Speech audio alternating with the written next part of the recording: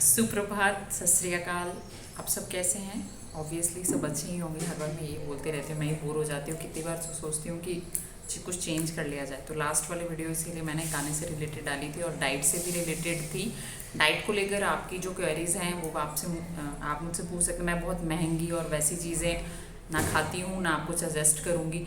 आप कर सकते हैं तो वो आपकी मर्ज़ी है। जैसे बहुत सारे लोग जो प्रोटीन डाइट या जो आपके जैसे प्रोटीन पाउडर हैं, प्रोटीन सप्लीमेंट्स हैं, इस तरह का ग्रीन टी लाइक दैट सारी चीज़ें, ठीक है, तो वो प्रेफर करते हैं। वो आपका मतलब आपकी देखिए पर्सनल एस्पेक्ट्स हैं। वो अगर आप उसको चूज़ करना चाहते हैं तो ऑब्वियस सी बात है कि उसमें कोई मनाही नहीं है। वो आप सबका अपना अपना वो है, ठीक है। मैं सिर्फ अपने व्यूज़ या जो मुझे जो मेरे ऊपर वर्कआउट करता है या मैं जो एक्सपीरियंस कर चुकी हूँ वही मैं शेयर करती हूँ, ठीक है। बिना एक्सपीरियंस के यूजुअली मैं कुछ शेयर नहीं करती।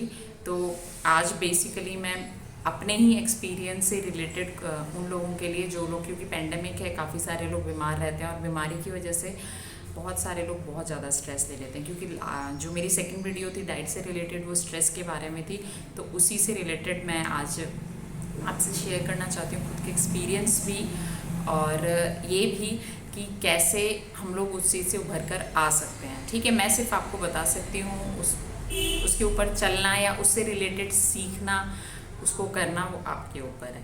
मैंने खुद मतलब मैं काफ़ी छोटी थी तब से बीमार रहती थी। मेरे फ्रेंड्स को और काफ़ी सारे स्टूडेंट्स को ये चीज़ पता भी है।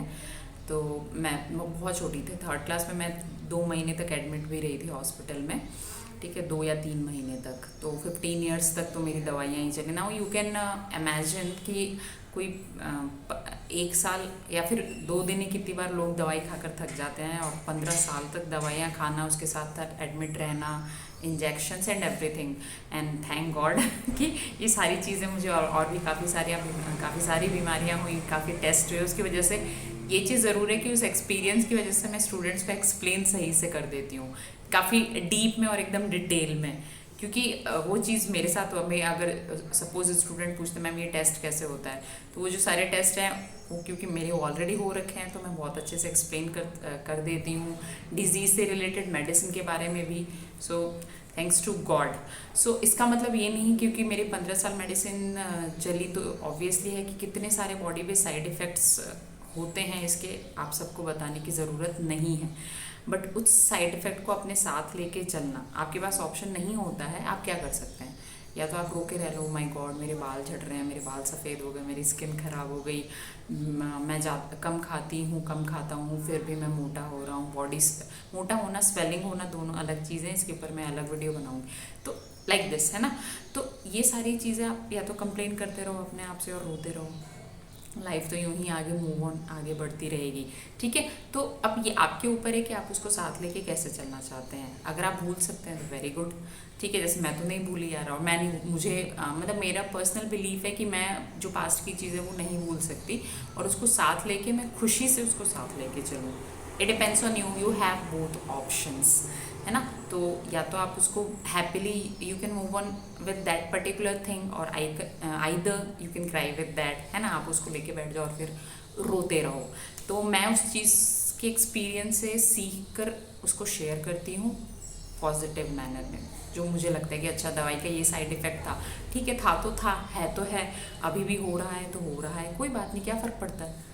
लेकिन मेरे रोने से वो साइड इफ़ेक्ट कम नहीं हो जाएगा, ये ज़रूर हो जाएगा कि बढ़ जाएगा, है ना। तो उस चीज़ों को, जो पास्ट की चीज़ें होती हैं, इस तरह के जो मेडिकेशन चलते हैं, बीमार सब लोग होते हैं, सब लोग दुखी हैं और इस टाइम तो मतलब आपकी क्या अंबानी तो सब बन नहीं सकते, उनको भूल जाइए, ठीक है। तो बेस हम क्या कर सकते हैं कि एक चीज़ हम कर सकते हैं कि हम अपनी लाइफ में खुश रह सकते हैं उन दवाइयों के साथ, बीमारियों के साथ, ठीक है। एड्स का एक ऐसा ही केस मैंने अपने सभी स्टूडेंट से शेयर किया हुआ है कि एक यूके में मैंने न्यूज़पेपर में पढ़ा था, आप चाहें तो 24 ईयर्स का था बंदा जिसका एड्स सही हो गया था। एनी हाउ वो तो पता नहीं चला कि ऐसा क्या था, but what basically I think जो आया था बाद में miracle, it depends on your will power. तो आप अपने विल पावर से जो चाहें कर सकते हैं। तो बीमारी तो एक बहुत छोटी सी चीज़ है, ठीक है। तो अपने आप को स्ट्रेस फ्री रखिए, और कितनी भी बीमारियां आए जाएं, हमें अपनी हेल्दी लाइफस्टाइल जिए, अपने दोस्तों से अपनी जो प्रॉब्लम्स है शेयर कीजिए, अपने टीचर से कीजिए, आप एंड ऑब्वियसली आपके पेरेंट्स से कीजिए। सबसे पहले आपके लिए पेरेंट्स हैं। और अपना ख्याल रखिए, खुश रखिए। Thank you so much.